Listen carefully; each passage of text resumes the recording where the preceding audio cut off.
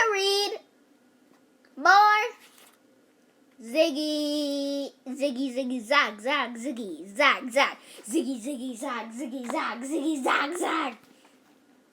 So guys, we are going to start the day off. No, today's Saturday that I'm uploading it on. So we are not gonna start the day off with a book, but we are gonna start the day off with the last part of the video of Ziggy, and then we'll get new books, and then I might read my 312 pages book, and it's fat, and it's called The One and Only Ivan. And so guys, let's get started. Chapter 6. Ziggy was having the time of his life. He was free and on his own. He was seeing things he'd never seen before, smelling things, smelling smells he had never smelled before. What fun! After he chased that cat, he discovered the scent of another animal, some trail of garbage can that had been knocked over, and had a delicious snack of half of a rotten banana and some burnt toast. Yum! A drink of a near puddle topped it off, and he was ready for more action. Where to next? He trotted down the street hardly noticing that the sun was fading, the air was growing colder, and the night was coming on. ... When Ziggy did not turn up by the time it was dark, Charles called Aunt Amanda. She was upset to hear Ziggy had escaped, but not exactly surprised. That little dog is a real adventurer, she said. You must feel terrible, but remember, it's not your fault. I suppose there's not much we can do to find him now. I'd say there's a good chance he'll show up by tomorrow morning when he gets hungry. Let's wait until then to call Rosie. By bedtime, Charles' voice was hoarse from calling Ziggy's name, and his eyes were scratchy and tired from crying. He did not sleep very well that night. First he was too hot, and he threw off his covers. Then he was too cold. He kept getting up to go to the bathroom 4 times. Charles thought he heard a puppy whimpering, but when he ran downstairs in his bare feet and pajamas and opened the door, Ziggy was nowhere in sight. Finally, he curled up with Buddy on the rug next to his bed and fell asleep on the floor. When he woke up the next morning, he raced downstairs to look for Ziggy. The backyard was empty, and so was the front. No Ziggy. Charles stood at the door, picturing the puppy's soft brown eyes and happy expressions. Did Ziggy still look happy after a night on the streets all alone? Was he safe, and he found a place to sleep, something to eat? Charles' heart ached when he thought about it. Please be okay, Ziggy, he thought. It was an awful big world out there for such a little puppy. He ate some cornflakes. Not that he had much of an appetite, and got ready for school before he finally faced the fact that he had to call Rosie. Mom offered to do it for him.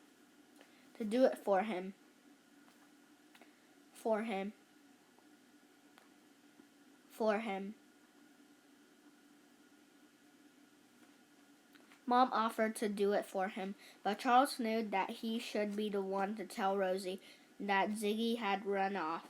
After all, he had been watching Ziggy when it happened. Rosie gasped when Charles called to her. Gone already? She asked. Oh dear. Oh, Ziggy. Charles thought he heard her sniff as if she were crying. And I can't even help it. I have to leave town today to lead a training seminar. Then she began to tell Charles everything he needed to do. You have to call the local animal control people and the police and the animal shelter. Let them know that Ziggy is lost in case someone finds him and turns him in. Make some posters, and there are examples online. She rattled off her name on a website. Post them all over the neighborhood and make flyers to put in people's mailboxes and give them to the mailman and delivery people and anybody else you can think of. And Charles gulped. How was he going to do all this? He had to go to school in about 10 minutes. Mom took the phone from Charles. Rosie, she asked, this is Betsy Peterson. Charles is leaving for school today, but I'll be home today. What can I do? She waved Charles off as she sat at the kitchen table and began to write things down. Charles' Aunt Sammy watched for Ziggy and called his name over and over as they rode their bikes to school. But there was no sign of the puppy. Charles' cornflakes turned into a lump in his stomach. How could he have let Ziggy run off? How would he ever find him? Would anybody ever let his family foster another puppy after this morning? At morning meeting, Charles told the whole story with help from Sammy and David. Somehow, Charles managed not to cry while he explained how Ziggy had run away. But his teacher, Mr. Mason, must have been able to tell how upset he was. Okay, Mr. Mason clapped his hands as they finished their meeting. Here's what we're going to do. We're going to make Finding Ziggy our class project. Really? At first, Charles didn't understand what his teacher meant. But then when Mr. Mason explained, Charles got it. And as the day went on, the lump in Charles' stomach began to get smaller. First, Mr. Mason found the website Rosie had mentioned with the lost posters on it for language arts. He had the class decide what Ziggy's poster should say. Give me some adjectives, some words that describe Ziggy, he said to Charles. He stood at the blackboard, ready to write them down. Curious? Charles said. Black and tan, Sammy shouted out. Fast, David added. Short, yelled a girl named Lucy. That made Charles laugh. For math, Mr. Mason had the class figure out how many weeks it would take Charles to save up the allowance money for the reward he wanted to offer. He had the class make a map of Charles' neighborhood so they could begin to chart the Ziggy's movements. So far, there were only 2 red pushpins in the map: Charles' house and the Galactus's yard. Once the posters and flyers were printed up with a picture they found online of a dachshund who looked just like Ziggy, Mr. Mason made dozens of copies and handed them out so everyone could color in the big lost headline at the top. That'll get some attention, he said. By the end of the day, most of the kids in Charles' class had volunteered to help search their neighborhoods for Ziggy. put up posters, and hand out flyers. They had researched what to do when your dog is lost, and then they were ready to put the first steps into action. By the time Charles and Sammy biked home, Charles had completely forgotten about the lump in his stomach. It felt good to be doing something at home. He showed Mom and Lizzie the posters, and Mom told him about the calls she had made to the animal shelters, vet, and police. She had also put a special message on the answering machine and her cell phone so that if anyone called to report seeing Ziggy, they would know that they had the right number. I'll go out on my bike and put up posters, Charles said after he had a quick snack. Lizzie, you can walk Buddy around the neighborhood and call Ziggy on the internet. It said that sometimes a runaway dog will come up to you if you're with another dog he likes. Lizzie raised his eyebrows. Look who's bossy now, she said. Usually she's the one who ordered people around, but she went and got Buddy's leash. While Lizzie walked Buddy, Charles and Sammy and David rode all over the neighborhood. They put a flyer in every mailbox and posters on their telephone pole. They talked to all the neighbors they saw, telling them about Ziggy, and they looked everywhere for an adventurous little wiener dog. But he was nowhere to be seen. Charles was still glad to be taking action, but by the time he, Sammy, and David ran out of flyers and posters, he had begun to feel discouraged. Nobody had seen Ziggy anywhere, and it had now been almost 24 hours since he had run off.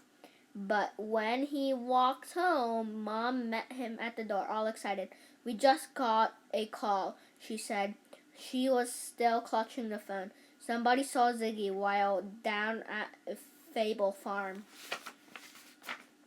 Chapter 7. Ziggy's feet hurt, and he had to keep stopping to lick them. Licking his feet made him thirsty, being thirsty reminded him how hungry he was. The only thing he had eaten all day was a dried up old apple core he had found on the side of the road. He had something stuck in his fur that made his whole leg itchy, and a stupid cat had scratched him on the nose when he had tried to nibble just a tiny bite of food out of her bowl on someone's back porch. He had a feeling it would get dark again soon, and he wanted to find a safe, quiet spot to sleep. He could sort of remember a place where a nice lady gave out lots of pats and good food, and where he could always find a soft bed and another dog or two curl up with. Maybe he would find a place like that again someday. But meanwhile, he was still having fun, wasn't he? Charles raced down the street on his bike, Mom's cell phone tucked safely into his pocket. Ziggy! Finally, someone had seen the little pup. Charles couldn't wait to gather him into his arms and give him a great big hug. He couldn't wait to tell Rosie that Ziggy was okay. She would be so relieved. Charles did not usually ride his bike all the way to the farm stand where his parents bought vegetables in the summer. Fable Farm was outside his normal territory. in an area he had been meaning to explore more. Mom and Dad had given him permission to ride there.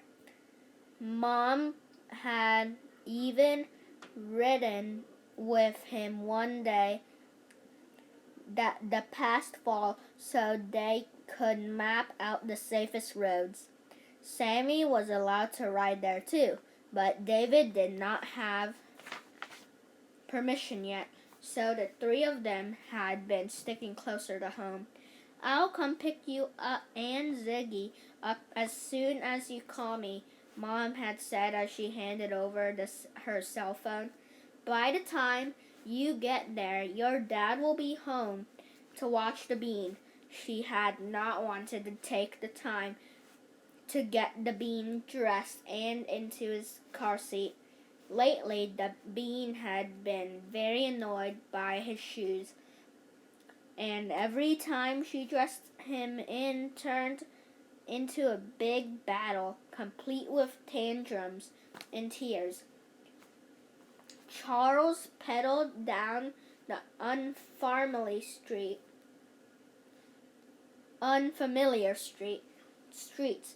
As first, it was exciting to ride in a whole new place. He wondered why Ziggy had wandered so far, and could that puppy be looking for? There wasn't much out this way. There were no stores, no restaurants, and fewer houses. Then, at a stop sign, Charles paused. Was he supposed to turn right or left, or maybe go straight? It had not seemed so confusing when he had biked here with Mom. Charles suddenly wished he had just waited with her until Dad had come home. He looked around until he caught sight of a church steeple ahead. The farm stand was right down the road from a church. Charles began to ride again, standing up to push hard on the pedals.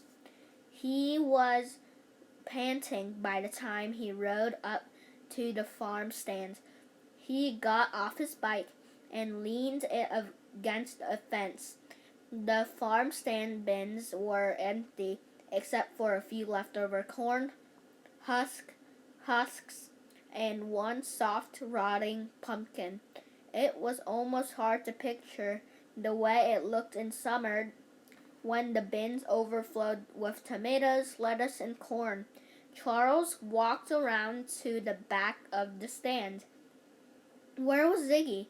Where was anybody? Hello, he called. A door banged open, and a woman with a little blonde girl appeared. Jessie and her daughter, Meridian. Charles remembered them both from his summer visits to the Fable farm. Hi, we are just tidying up in here. Are you the one looking for a dog? Jessie smiled at Charles, while Meridian ducked behind her mom. Charles nodded. Ziggy, he's a Dachshund, black and tan, about this big. He held out his hands. Did you catch him? Where is he? But Jessie shook his head. I'm sorry, she said. I don't think it was your dog after all. The one we saw was much bigger, maybe more like size of a basset hound. She held out her hands, much farther apart, and it had big white spots. Charles stared at her. A basset hound? He took a step back. Not Ziggy after all. He wasn't going to be picking Ziggy up and hugging him. He wasn't going to be calling Rosie. Ziggy was still lost. The phone rang in Charles' pocket. Do they have him? Mom asked eagerly. When he answered, I can be there in 5 minutes. Once again, Charles felt like crying. No, he said. What? Mom asked. What did you say? I can hardly hear you. No, Charles said in the phone. No, it wasn't him. Oh, said Mom. Oh. She was quiet for a moment. Can you come pick me up?" Charles asked. He just wanted to be home. "Sure," said Mom. "Stay right there."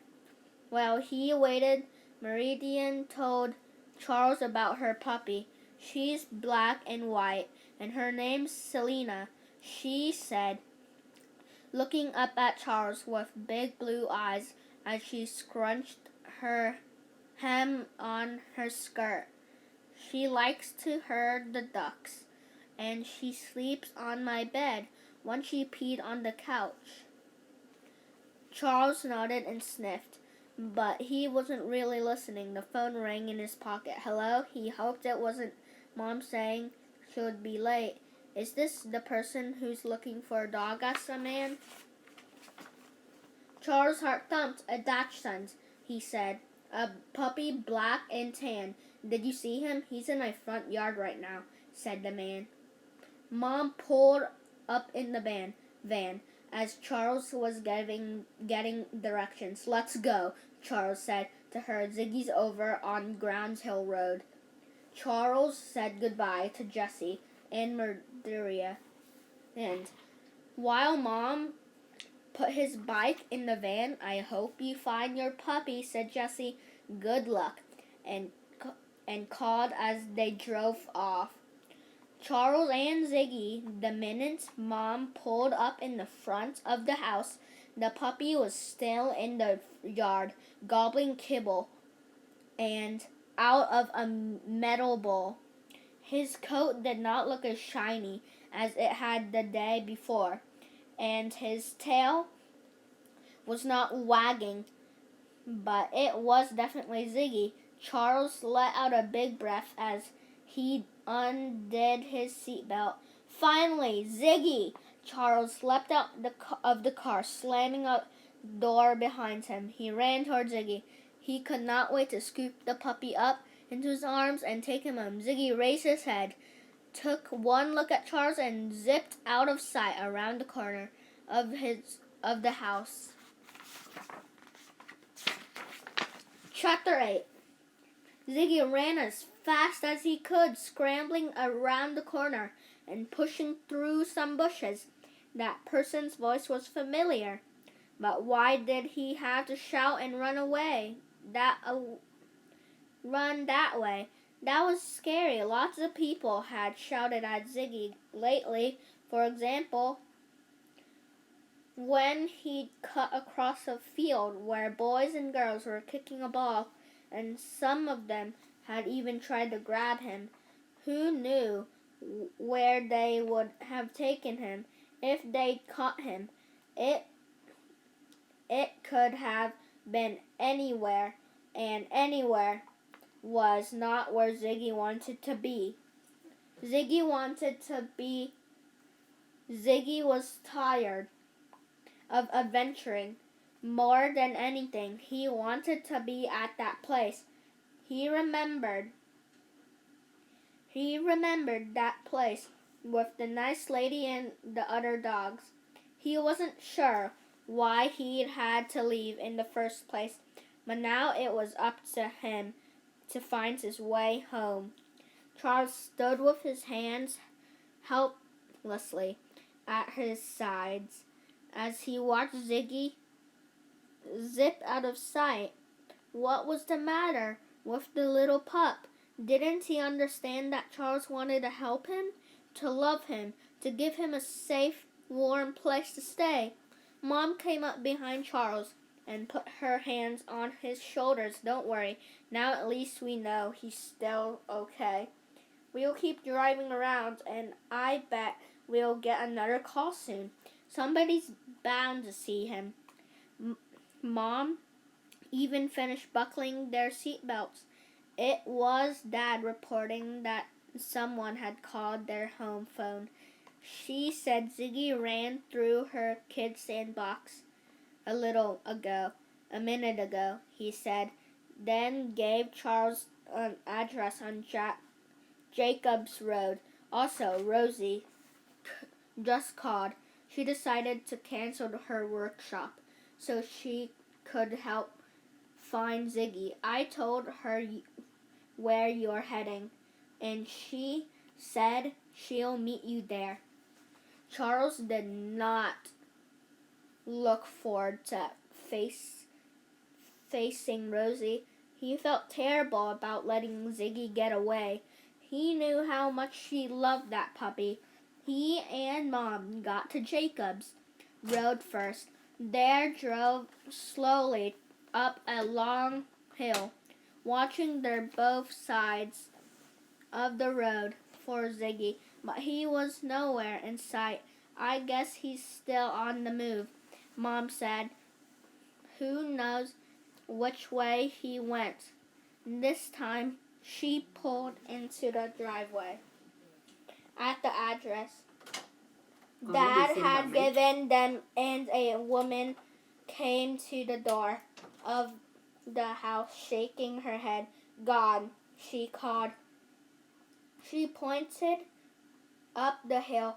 He went that way. Before Mom could back their van out of the driveway, another van pulled in behind them. Charles knew that it must be Rosie. As soon as he saw her, the "I love my Dachshund" bumper sticker and the license plate that said Doxies. Sure enough, the door opened and Rosie jumped out. "Is he here?" she asked hopefully. Then she jumped, half seen the look on Mom's face. "I guess not," she said. She slumped against her van. "Poor little dude," she said. "It's my fault," Charles said. "He couldn't stop himself. I let Ziggy get away in the first place. And then when I had the chance to get him back, I just scared him off. He ran away from me so fast. He knew it was silly to have his feelings hurt by a dog, but they were." But Rosie shook her head. Shook her head.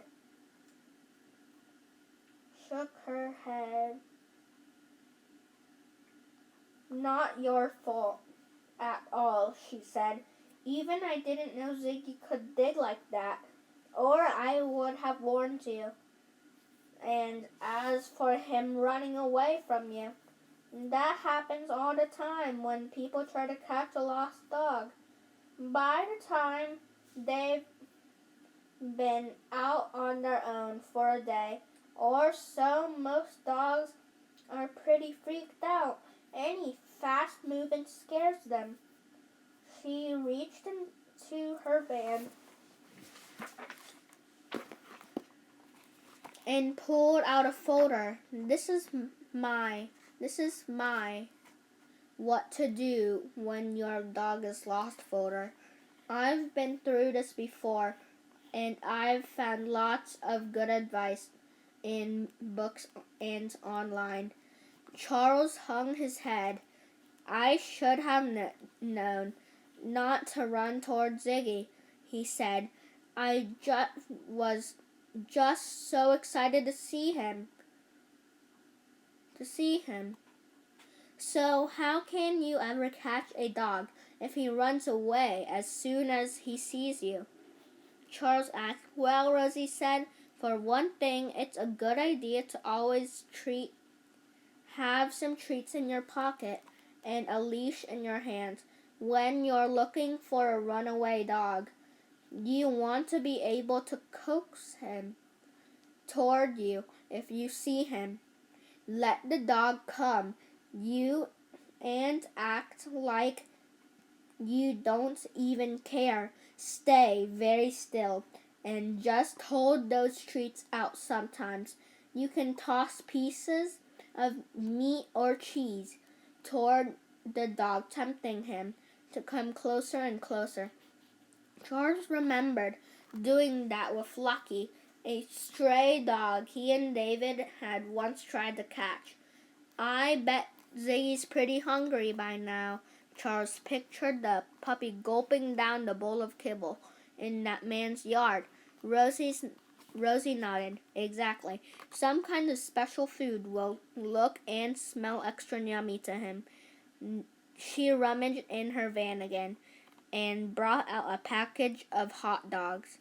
He will not be able to resist these, I guarantee. But what if we don't get another chance? Charles asked.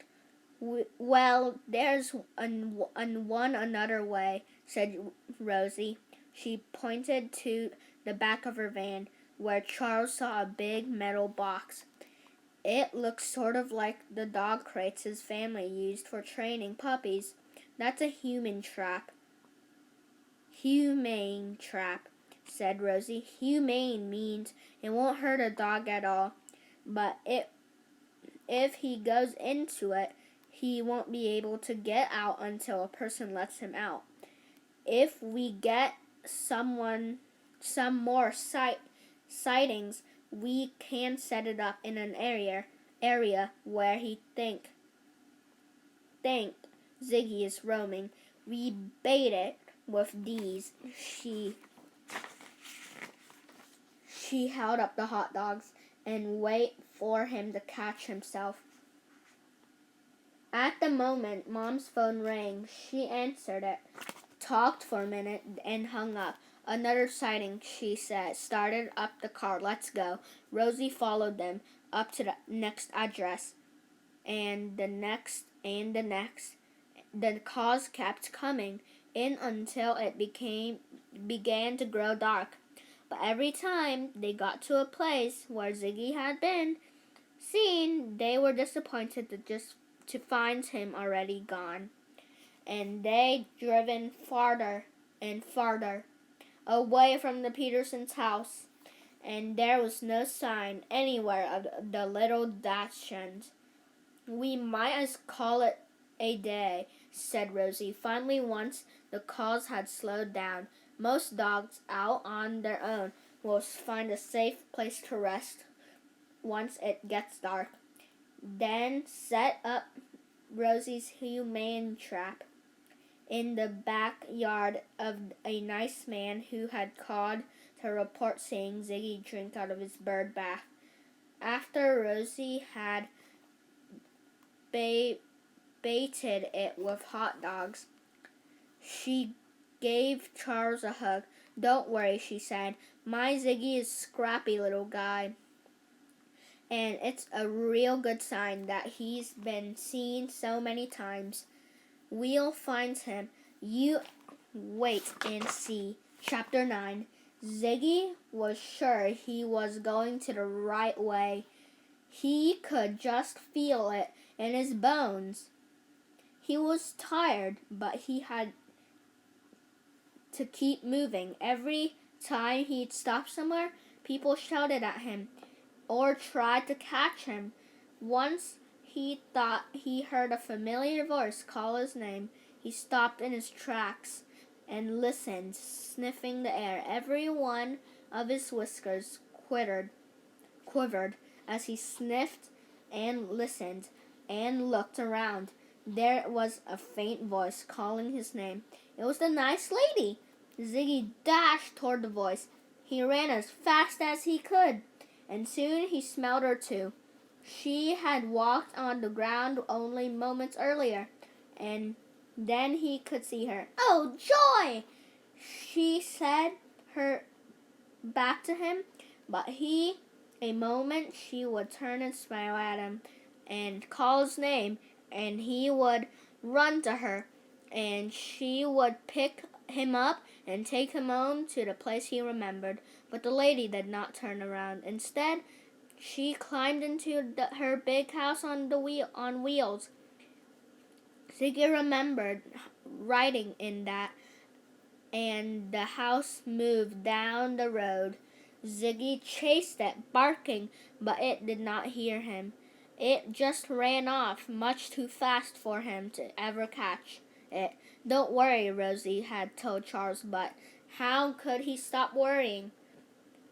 All he could think about was Ziggy, and there he might be, and whether he was scared or hungry, and how they were ever going to find him.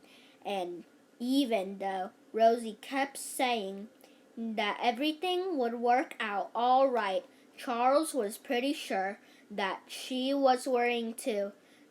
How could anyone not worry about a little puppy out there in the big world all by himself? At school the next day, Charles reported the latest Ziggy news during the morning meeting. All the other kids reported on what they been doing too. Everybody had been putting up posters, talking to people, and handing out flyers. It made Charles feel a little better to hear that his friends were out searching for Ziggy too. But as the day went on, Charles couldn't concentrate on anything but Ziggy. He got 6 words wrong on his spelling quiz because he wasn't paying attention. He could not remember his 3 times table, and he totally messed up his oral report on otters. Nobody seemed to be paying attention to their lessons either. Finally, Mr. Mason pulled out the neighborhood map the class had made the day before. "Let's get back to our Find Ziggy project, shall we?" he asked. He and Charles tell him all the places where Ziggy had been sighted, and he stuck red push pins in all those spots. Charles sat at his desk with his chin on one hand, remembering how frustrating it had been to arrive too late every time. What good was it to replay the whole thing in his mind? That's interesting," said Mr. Mason. "It almost looks as if the pins are in Parton." Charles sat up and took a closer look at the map. Mr. Mason was right. The pins started on one side of the map and meandered down the other, from right to left, east to west toward West Springfield, the town where Rosie lived across the bridge. Charles remembered that he and Aunt Amanda had gone over that bridge the day they had picked up Ziggy. He jumped up. "I think Ziggy's trying to find his way home," he said. "He's trying to get back to Rosie's," he told Mr. Mason, "where Rosie lived." Mr. Mason nodded slowly as he examined the map. "You might be right," he said, "and it would not be that surprising. There are lots of stories about lost dogs finding their way home, even over a distance of hundreds of miles. Nobody knows exactly how they manage to do it, but they do. Charles called Rosie as soon as he got home from school. "Maybe he should set the humane trap near your house too," he told her, "in case Ziggy comes back when you're not around." "That's an excellent idea," said Rosie. Charles thought she sounded tired. "Any more Ziggy sightings today?" he asked. "I almost hate to tell you," said Rosie. "Somebody called me to say that Ziggy had been caught in that trap we set for him. I zoomed over there as fast as I could, but by the time I got there, another person had come along and let him out." "What?" Charles couldn't believe his ears. "Why would they do that?" Rosie gave a short laugh. "I think they felt sorry for the poor dog and wanted to set him free," she said. "Next time I'll remember to attach one our flyers to the humane trap so people understand what it's there for." It made Charles feel a little better to know that Rosie made mistakes too. He was just about to tell her not to worry. They would try again and catch for real the next time. When Mom came over, waving her cell phone. "Hold on," Charles told Rosie. "What is it?" he asked. "Mom, somebody caught Ziggy," she said. "It's him, I'm sure. Dave gave me a perfect description. They're driving over with him now." Charles grinned at her mom. Mom seemed just as excited as he was. "That's great," he said. He spoke into the phone again. "Rosie, did you hear that?" he asked. "I'm on the way," Rosie said, and hung up. A few minutes later, a little blue car pulled up in front of the Pearsons' house. Charles looked out the window in the front door. Were these the people with Ziggy? He decided to wait until he saw that Ziggy was safely clipped to a leash before he ran to meet him. He had learned his lesson. He did not want to scare Ziggy off. Charles watched and waited. Yes, there in the back seat was a small black and tan puppy, poking his sharp little nose up to look out the window. In was Ziggy. It was Ziggy, all right. Charles would have recognized those eyes anywhere. It looked as if he had a collar on with a red leash clipped to it. Then, just as the woman got out the passenger side of the car and opened its back door, Lizzie came downstairs from her room and joined Charles at the window. "What's going on?" he asked. Then she must have spied the little dog. "Hey, is that Ziggy?" Before Charles could stop her, she opened the door and ran out, slamming it behind her. "Ziggy," she shouted, and Ziggy took off, dragging his red leash behind him. Chapter 10. Ziggy couldn't believe it. After all the time he had put into trying to find his way home, there he was, back where he had started when he first dug under the fence. Not that it was a bad place. In fact, was pretty compared to sleeping under a bush and eating garbage. He had liked the other puppy who lived at his place, and the boy and the little person were kind. Still, it wasn't home. By this time, Ziggy really wanted to be home, but with this leash attached, what could he do? He got out of the car and began to walk toward the house. That was when the door slammed and a person yelled his name and galloped toward him. Not again! Ziggy was tired of being chased, but his fear overcame his exhaustion. Had once again, Ziggy ran. "Oops," said Lizzie. She put her hand over her mouth and stared down the street toward where Ziggy had run. "That was dumb. I can't believe it. I did that, especially after hearing what happened when you did it." Charles had followed Lizzie outside. He glared at her. Then he sighed and shook his head. "I know how it is," he said. "I got exactly when I saw him. The first time, too. Don't worry, I'll find him, and I'll catch him. I know what to do." He ran to the kitchen, grabbed 2 hot dogs out of the kitchen, grabbed 2 hot dogs out of the fridge, put them into a plastic bag, and shoved the bag into his pocket. He buckled on his helmet and headed for the garage to get his bike. Lizzie must have told Mom what happened, because before Charles could leave, Mom ran out after him.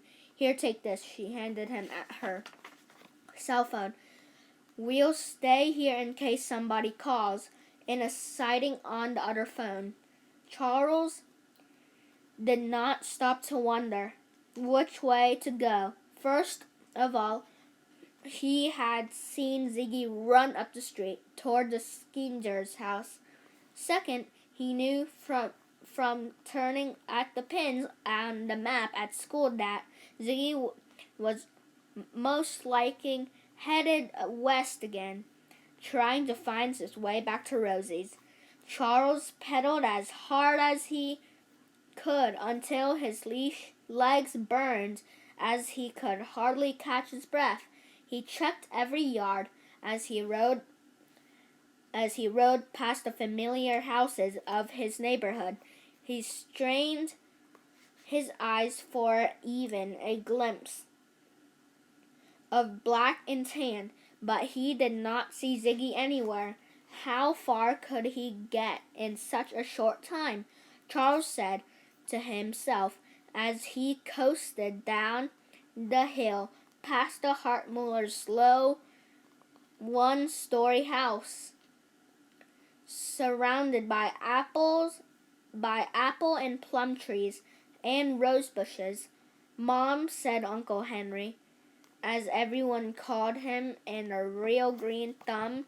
Ziggy, where are you? Charles sang out as he ground on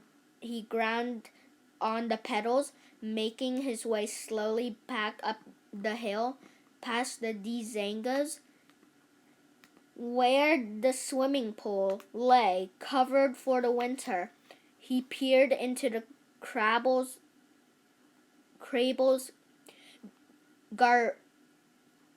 garage and up the stone stairs that would through a blanket of ivy to the Dawson's house. Ziggy was nowhere in sight.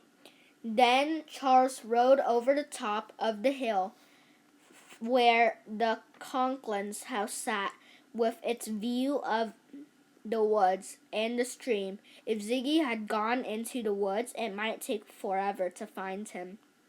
Charles remembered when he saw David had tried to catch Lucky, that stray dog who had been living in the woods behind David's house.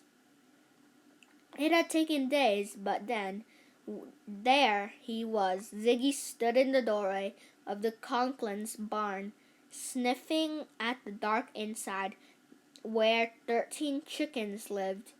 They laid the eggs Charles often ate for breakfast. Ziggy's back was to Charles, and his rear legs quivered with curiosity as he stared inside the barn. Charles thought Ziggy had probably never smelled chickens before. Slowly, quietly, Charles got off his bike and laid it down on the ground. He stuck a hand into his pocket and pulled out a hot dog. He took a few silent steps closer to Ziggy, then sat down on the ground. He knew just what to do. He broke off a piece of a hot dog and tossed it gently in Ziggy's direction. Ziggy must have heard the soft noise of the hot dog piece plopping into the dirt behind him. He turned around quickly. Charles stayed very, very still. Aunt Amanda had once told him that dogs did not see nearly as well as they smelled, and that mostly what caught their attention was movement. Sure enough, Ziggy did not seem startled, even when his eyes met Charles.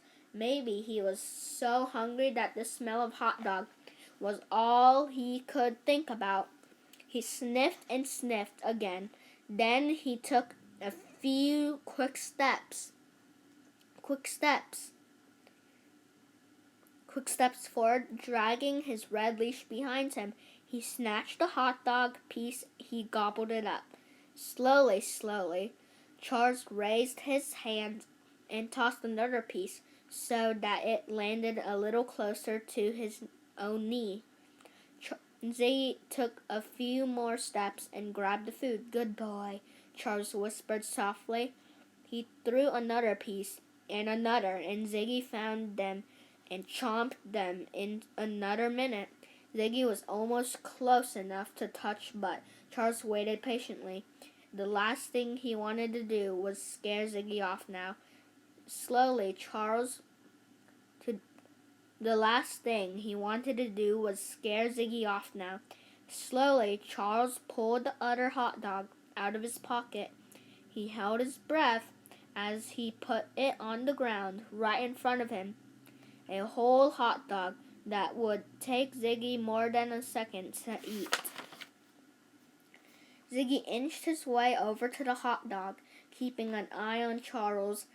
Then he took one step closer and caught up the hot dog in his mouth. Quick as a flash, Charles reached out and grabbed Ziggy's collar. In another second, he held the red leash in his hands. "Gotcha," he said very quietly.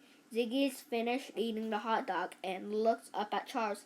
Then he rolled over onto his back and waved his paws in the air. "I surrender! You caught me! Can I go home now?" Charles heard a car drive up behind him. He stood holding Ziggy's leash and turned around to see Rosie's van pulling up on the Conklin's driveway.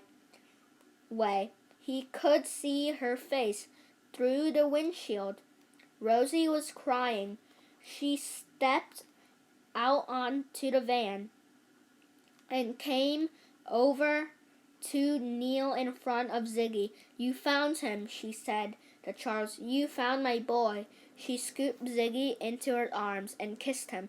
She hugged him and nuzzled his face with her chin. And the whole time tears streamed down her cheeks. "I will never let you go out of my sight again," Charles heard her say to Ziggy. "You mean," Charles began. Rosie nodded. "I'm keeping this boy. I missed him so much when he was gone that I knew I could never let someone else have him. My husband will just